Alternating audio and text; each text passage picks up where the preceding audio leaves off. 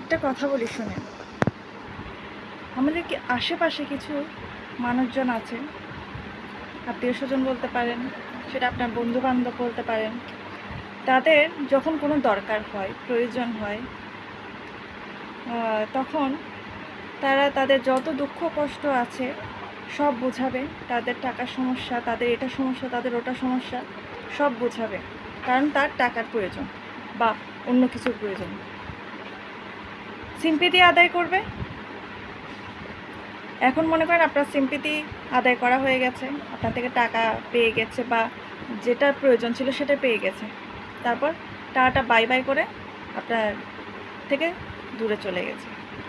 আবার কিছুদিন পর যখন আবার প্রয়োজন হবে আবার চলে আসবে। আর আমরা এমনই বোকা যে বারবার একই ভুল করি, যে মানুষ চিনতে ভুল করি।